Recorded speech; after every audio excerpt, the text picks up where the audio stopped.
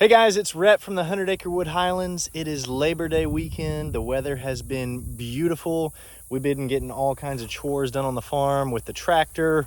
Right behind me, our pear trees we planted out in the pasture have got pears all over them. And this is the first time that they've produced pears since we planted these. I think these trees are getting close to about 6 years old. Amazingly hardy trees because I just planted them here in the ground, never watered them once, and just left them alone. And now they got pears on them. But you guys have been asking to see some updates of the cows. So today we're gonna go find Bernadette's little calf, talk about the registration that we're gonna have to do on that calf since it's the first registrable animal born on our farm. Then we're gonna go check out the tractor because we've been planting some fields for some winter forage for the cows and just kind of give a little bit of an update of what's going on around here on the farm. So these pear trees are getting pretty tall and they're covered in some pears.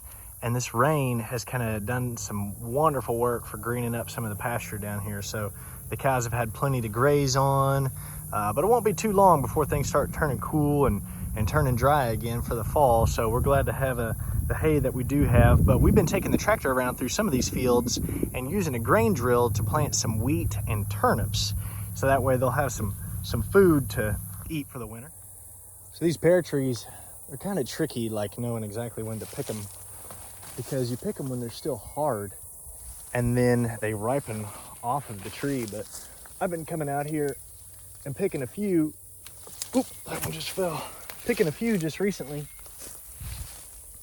That one got a bad spot on it. But I've been coming out here just recently and picking a few of them and sampling them, and they're sweet. They're just rock hard. So we've noticed just a couple have started to fall off the trees. So I think it's about time to start collecting all these. I've got a pole with a little fruit grabber that I'm gonna go get out of the barn and try to pull a lot of these down. But I think that Anna and I are gonna try to either make some pear sauce or some pear butter out of all these things. So we've been kind of investigating some recipes and gonna see what we can do, because I bet we've got 10 gallons worth of pears off of these two trees and the one large tree up by the little farmhouse. But it's exciting that I planted these things just as little bitty sticks, and now they're big enough to produce pears. You guys have come up with some awesome names for the new tractor here. I saw Spike and a couple of other ones, but I think what I like the best is Tablespoon. So since the other tractor, littler tractor, was Teaspoon, and this one's a bit bigger, I think Tablespoon is a real fitting name. It's still kind of like a little big tractor, but man, it's awesome having this cab. I was pretty much out on this tractor all day long the last 2 days doing chores, brush hogging, did a little planting. So this is like a really old grain drill, and it's not technically a no-till drill, but that's the way we've been using it. So basically this grain drill has little furrows down here in the bottom that when you pull it through the ground, they create a tiny little furrow that this tube lets the grain fall down through and plant right behind it. So, you know, a no-till drill or something would have like another piece on the back that would go in and close the dirt on top of the seed behind it. But I've used this the last couple of years planting with the 4120 and planted some winter wheat and stuff like that. But the old tractor really had a heck of a time pulling this through the ground, and it would kind of get overheated and stuff. But this big tractor just pulls it right on through the ground. So we probably planted maybe getting close to 2 acres yesterday.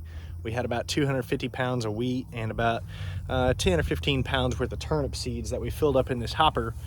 And as you're pulling this through the ground, this wheel back here turns, which causes this little piece inside to spin and push seeds right down into these tubes and down into the ground. So I think later on today, if we're done checking the cows, we're gonna run to the feed store and get some more seed, because we're basically all out.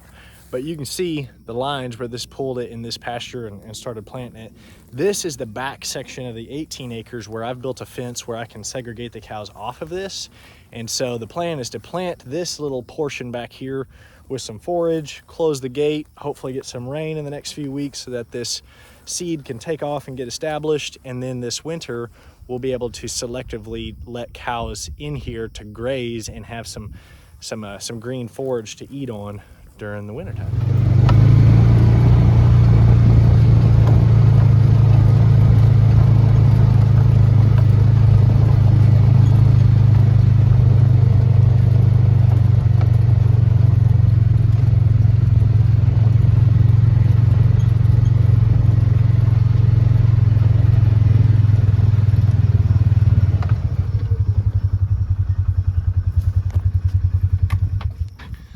So all the cows over in this side of the field have been getting protein cubes because the grass over here isn't quite as good as it is down in the valley over on the other side. But we've got Irina, Jasper, the white ornery heifer. That's Hallie, our steer. Moose got in here the other day. I think she followed me in when I had the gate closed. And then of course, old Bernadette leading up the rear, looking all skinny and bony back there. But the baby, right over here. There she is.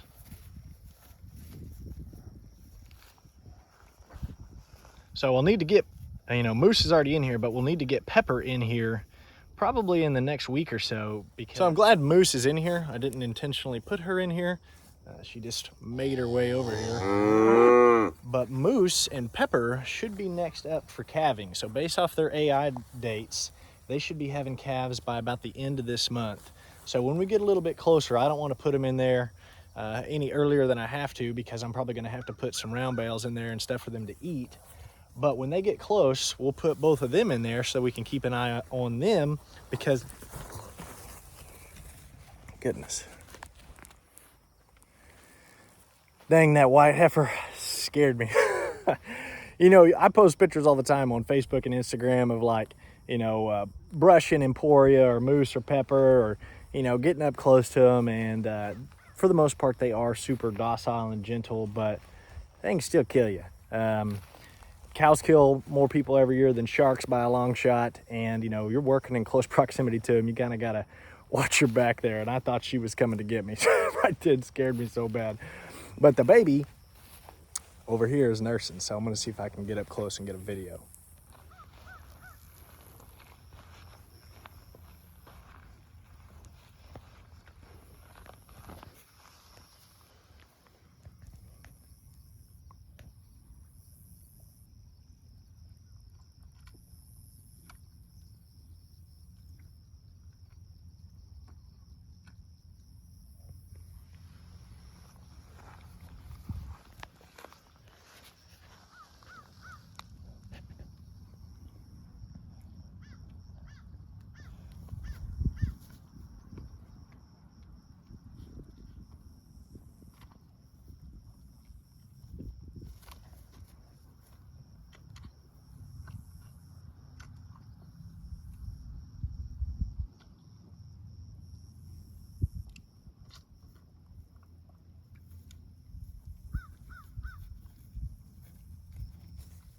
So record keeping is really important part of any kind of farm operation, or really for that matter, any kind of business operation. But this baby right here is the first animal born on our farm to have both of its parents registered. So, Bernadette we bought as a registered bred cow. She was bred to a registered bull. And with the American Highland Cattle Association, both parents must be registered in order for the calf to be registered. So really glad that it's a heifer calf. And once we get several calves born this year, because I think that we're going to have maybe 2 or 3 born here in the next several months, we will have to go through the process of tattooing their ears with a registration number. So in the American Highland Cattle Association, all the herds have a unique designator for that farm. So we don't have one specifically set for us yet, because the letters that I wanted were already taken. So we've been trying to come up with what our herd letters will be. But we can use Emporia as one of our examples. Her name is actually PC Emporia for Pell Creek. That's the farm in Minnesota that she came from. And so when you look up her registration paperwork, it shows that she has a tattoo PC1J. So PC would be for Pell Creek. 1 probably means that was the first calf born on that farm that year.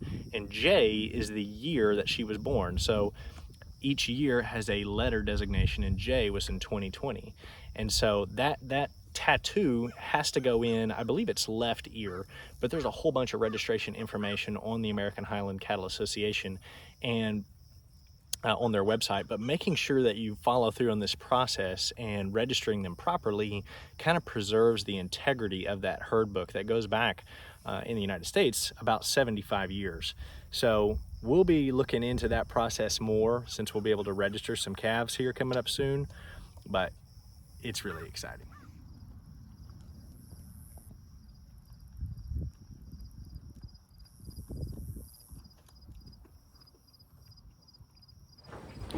Well, it looks like with the rain, a lot of the bad flies have come back. It seems like no matter how much I treat these cows, there's flies all over the place all the time. But they definitely love these cues. You scared me bad, heifer. I thought you were coming to get me. So we had Jasper AI'd in June, and Irina is too young, so we probably will either AI or turn her in with the bull in like January. That's when she will be 2, and we'll probably put the white heifer out there with her about the exact same time. So that won't be real long from now, just a few months. But Moose over here ought to be getting close. Hey, Hallie. Hey, Hallie, baby. What are you doing? What do you know? Not a bad little harvest off these trees for the first time. I left quite a few up there. That way the wildlife would still have something to eat. And there was just some that were a little smaller and a little harder to reach even with this grabber. But 2 of the small trees done, 1 big one up in the pasture, but I think we'll be able to make something with all these. Well, I just got back from the feed store and we picked up an extra 400 pounds of a fall blend that's got rye, oats, winter peas, some different kinds of brassica. Really, I believe it's really meant for a deer food plot, but the cows will love it too. And we picked up an extra 400 pounds of winter wheat. So with the hay prices being through the roof this year because of the drought, and even if you can afford to pay it, it's hard to find the hay locally. I think it's a good idea for us to plant as much of this stuff as we can. That way, if we get a little rain this month, we'll have hopefully some of this stuff green up. We'll keep the cows off of it for a month or 2 to let it start growing, and then have just a little extra forage for them for the winter time. So if this is your first time finding us, you can look us up on Facebook and Instagram by searching 100 Acre Wood Highlands. Please subscribe to our channel. Thanks for watching, and we'll see you on the next video.